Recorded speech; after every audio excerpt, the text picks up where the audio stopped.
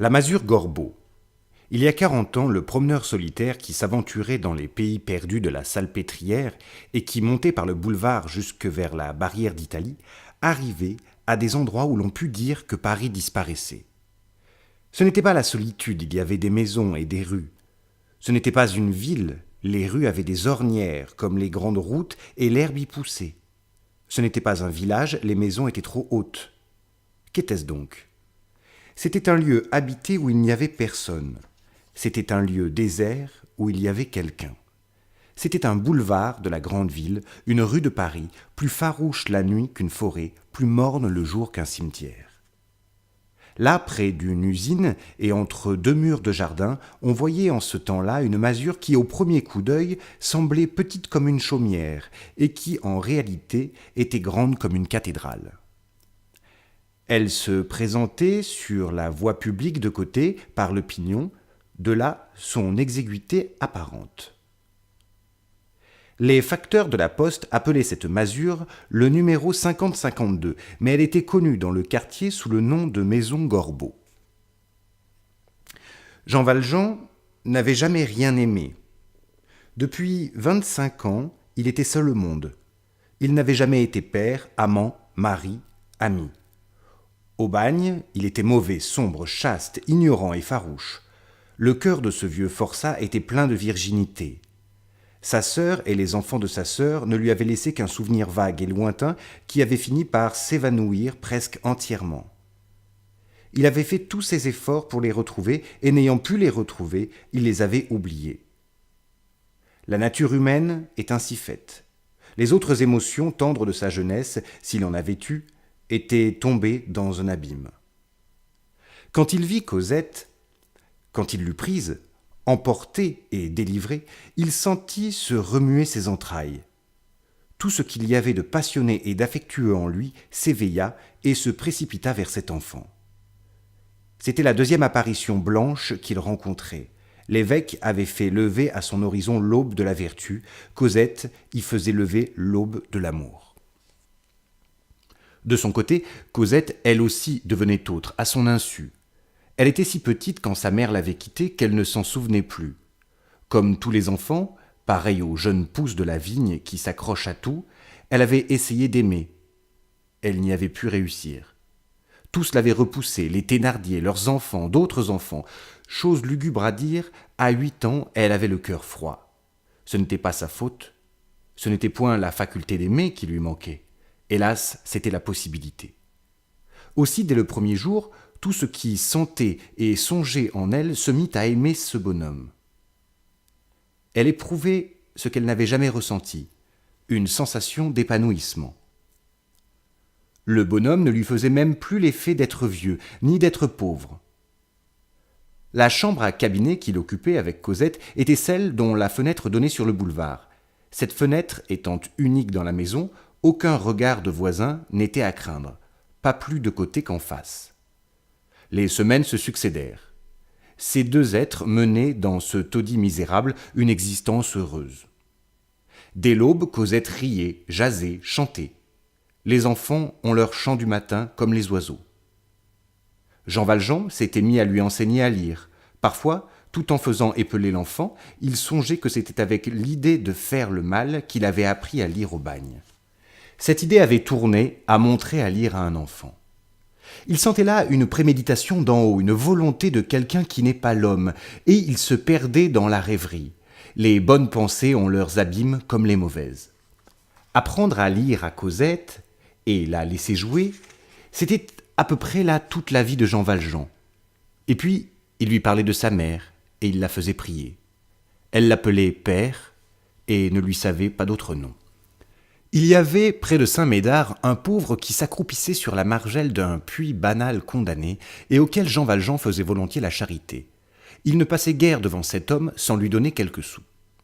Un soir que Jean Valjean passait par là, il aperçut le mendiant à sa place ordinaire sous le réverbère qu'on venait d'allumer. Jean Valjean alla à lui et lui mit dans la main son aumône accoutumée. Le mendiant leva brusquement les yeux, regarda fixement Jean Valjean, puis baissa rapidement la tête. Ce mouvement fut comme un éclair. Jean Valjean eut un tressaillement. Il lui sembla qu'il venait d'entrevoir, à la lueur du réverbère, une figure effrayante et connue. C'est à peine s'il osait s'avouer à lui-même que cette figure qu'il avait cru voir était la figure de Javert. À Chasse-Noire, meute muette. C'était une nuit de pleine lune. Jean Valjean n'en fut pas fâché. La lune, encore très près de l'horizon, coupait dans les rues de grands pans d'ombre et de lumière. Jean Valjean pouvait se glisser le long des maisons et des murs dans le côté sombre et observer le côté clair. Il ne réfléchissait peut-être pas assez que le côté obscur lui échappait. Cosette marchait sans faire de questions. Jean Valjean, pas plus que Cosette, ne savait où il allait. Il se confiait à Dieu comme elle se confiait à lui. Il lui semblait qu'il tenait lui aussi quelqu'un de plus grand que lui par la main. Il croyait sentir un être qui le menait, invisible. Du reste, il n'avait aucune idée arrêtée, aucun plan, aucun projet. Il n'était même pas absolument sûr que ce fût Javert. Et puis, ce pouvait être Javert sans que Javert sût que c'était lui, Jean Valjean. N'était-il pas déguisé ? Ne le croyait-on pas mort ? Cependant, depuis quelques jours, il se passait des choses qui devenaient singulières. Il ne lui en fallait pas davantage. Comme l'animal chassé du gîte, il cherchait un trou où se cacher, en attendant qu'il en trouvât un où se loger. Il regarda à gauche, la ruelle était ouverte, et au bout de 200 pas environ, tombait dans une rue dont elle était l'affluent. C'était de ce côté-là qu'était le salut. Au moment où Jean Valjean songeait à tourner à gauche pour tâcher de gagner la rue qu'il entrevoyait au bout de la ruelle, il aperçut à l'angle de la ruelle et de cette rue vers laquelle il allait se diriger une espèce de statue noire immobile. C'était quelqu'un, un homme, qui venait d'être posté là, évidemment, et qui, barrant le passage, attendait. Jean Valjean recula. Ce qu'il avait vu remuer dans l'ombre, c'était sans doute Javert et son escouade. Javert était probablement déjà au commencement de la rue à la fin de laquelle était Jean Valjean. Javert, selon toute apparence, connaissait ce petit dédale et avait pris ses précautions en envoyant un de ses hommes garder l'issue. Avancer, c'était tomber sur cet homme. Reculer, c'était se jeter dans Javert. Jean Valjean se sentait pris comme dans un filet qui se resserrait lentement. Il regarda le ciel avec désespoir. Toutes les situations extrêmes ont leurs éclairs qui tantôt nous aveuglent, tantôt nous illuminent. Le regard désespéré de Jean Valjean rencontra la potence du réverbère du cul-de-sac Genrot. À cette époque, il n'y avait point de bec de gaz dans les rues de Paris. À la nuit tombante, on y allumait des réverbères, lesquels montaient et descendaient au moyen d'une corde qui traversait la rue de part en part et qui s'ajustait dans la rainure d'une potence. Le tourniquet où se dévidait cette corde était scellé au-dessous de la lanterne dans une petite armoire de fer dont l'allumeur avait la clé.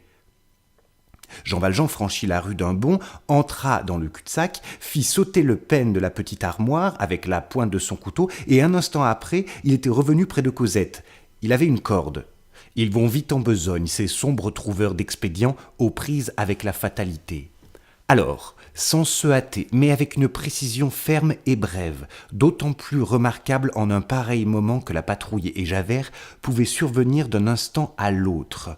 Il défit sa cravate, la passa autour du corps de Cosette, sous les aisselles, rattacha cette cravate à un bout de la corde au moyen de ce nœud que les gens de mer appellent nœud d'hirondelle, prit l'autre bout de cette corde dans ses dents, monta sur le massif de maçonnerie et commença à s'élever dans l'angle du mur et du pignon avec autant de solidité et de certitude que s'il eût des échelons dans les talons et sous les coudes. Une demi-minute ne s'était pas écoulée qu'il était à genoux sur le mur. Cosette le considérait avec stupeur, sans dire une parole. Avant qu'elle eût le temps de se reconnaître, elle était au haut de la muraille. Jean Valjean la saisit, la mit sur son dos, lui prit ses deux petites mains dans sa main gauche, se coucha à plat ventre et rampa sur le haut du mur jusqu'au pan coupé. Il y avait là une bâtisse dont le toit descendait fort près de terre, selon un plan assez doucement incliné. Jean Valjean se laissa glisser le long du toit tout en soutenant Cosette et sauta à terre. Il se trouvait dans une espèce de jardin fort vaste et d'un aspect singulier, un de ces jardins tristes qui semblent faits pour être regardés l'hiver et la nuit. Cosette tremblait et se serrait contre lui. On entendait le bruit tumultueux de la patrouille qui fouillait le cul-de-sac et la rue, les coups de crosse contre les pierres, les appels de Javert au mouchard qu'il avait posté et ses imprécations mêlées de paroles qu'on ne distinguait point. Tout à coup, un nouveau bruit s'éleva, un bruit céleste, divin, ineffable, aussi ravissant que l'autre était horrible. C'était un hymne qui sortait des ténèbres. Des voix de femmes, mais des voix composées à la fois de l'accent pur des vierges et de l'accent naïf des enfants, de ces voix qui ne sont pas de la terre et qui ressemblent à celles que les nouveau-nés entendent encore et que les moribonds entendent déjà. Pendant que ces voix chantaient, Jean Valjean ne songeait plus à rien. Il ne voyait plus la nuit, il voyait un ciel bleu. Il lui semblait sentir s'ouvrir ces ailes que nous avons tous au-dedans de nous. Cependant, à travers la rêverie où il était tombé, il entendait depuis quelque temps un bruit singulier. C'était comme un grelot qu'on agitait. Ce bruit fit retourner Jean Valjean. Il regarda et vit qu'il y avait quelqu'un dans le jardin. Il marcha droit à l'homme qu'il apercevait dans le jardin. Il avait pris à sa main le rouleau d'argent qui était dans la poche de son gilet. Cet homme baissait la tête et ne le voyait pas venir. En quelques enjambées, Jean Valjean fut à lui. Jean Valjean l'aborda en criant « 100 francs !» L'homme fit un soubresaut et leva les yeux. « 100 francs à gagner, reprit Jean Valjean, si vous me donnez asile pour cette nuit. » La lune éclairait en plein le visage effaré de Jean Valjean. « Tiens, c'est vous, Père Madeleine ?» dit l'homme. Ce nom, ainsi prononcé à cette heure obscure, dans ce lieu inconnu, par cet homme inconnu, fit reculer Jean Valjean. Il s'attendait à tout excepté à cela. Celui qui lui parlait était un vieillard courbé et boiteux, vêtu à peu près comme un paysan, qui avait au genou gauche une genouillère de cuir où pendait une assez grosse clochette. On ne distinguait pas son visage qui était dans l'ombre. « Qui êtes-vous ? Et qu'est-ce que c'est que cette maison-ci » demanda Jean Valjean. « Ah, pardieu, voilà qui est fort » s'écria le vieillard. « Je suis celui que vous avez placé ici. Et cette maison est celle où vous m'avez fait placer. Comment, vous ne me reconnaissez pas ?»« Non, dit Jean Valjean. Et comment se fait-il que vous me connaissiez, vous ? Vous m'avez sauvé la vie, dit l'homme. Il se tourna. Un rayon de lune lui dessina le profil, et Jean Valjean reconnut le vieux Fauchelevent. Jean Valjean, se sentant connu par cet homme, du moins sous son nom de Madeleine, n'avançait plus qu'avec précaution. Il multipliait les questions. « Et qu'est-ce que c'est que cette sonnette que vous avez au genou ?»« Ça, répondit Fauchelevent, c'est pour qu'on m'évite. »« Comment ? Pour qu'on vous évite ?» Le vieux Fauchelevent cligna de l'œil d'un air inexprimable. « Ah, dame, il n'y a que des femmes dans cette maison-ci, beaucoup de jeunes filles. Il paraît que je serai dangereux à rencontrer. La sonnette les avertit. Quand je viens, elles s'en vont. Qu'est-ce que c'est que cette maison-ci ? Eh bien, c'est le couvent du petit Picpus, donc. » Les souvenirs revenaient à Jean Valjean. Le hasard, c'est-à-dire la providence, l'avait jeté précisément dans ce couvent du quartier Saint-Antoine où le vieux Fauchelevent, estropié par la chute de sa charrette, avait été admis sur sa recommandation il y avait 2 ans de cela. Jean Valjean s'approcha du vieillard et lui dit d'une voix grave « Père Fauchelevent, je vous ai sauvé la vie.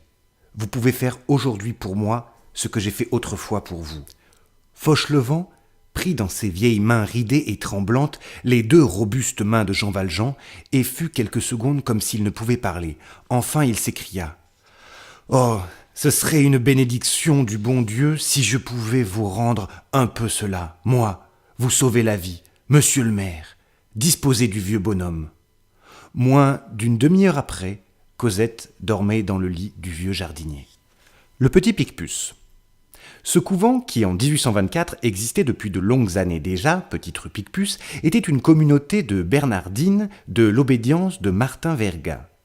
Ces Bernardines, par conséquent, se rattachaient non à Clairvaux, comme les Bernardins, mais à Cîteaux, comme les Bénédictins. En d'autres termes, elles étaient sujettes non de Saint-Bernard, mais de Saint-Benoît. Les bernardines bénédictines de cette obédience font maigre toute l'année, jeûnent le carême et beaucoup d'autres jours qui leur sont spéciaux, se relèvent dans leur premier sommeil depuis 1 heure du matin jusqu'à 3 heures pour lire le bréviaire et chanter matines, couchent dans des draps de serge en toute saison et sur la paille, n'usent point de bain, n'allument jamais de feu, se donnent la discipline tous les vendredis, observent la règle du silence, ne se parlent qu'aux récréations, lesquelles sont très courtes, et portent des chemises de bure pendant 6 mois, du 14 septembre, qui est l'exaltation de la Sainte-Croix, jusqu'à Pâques.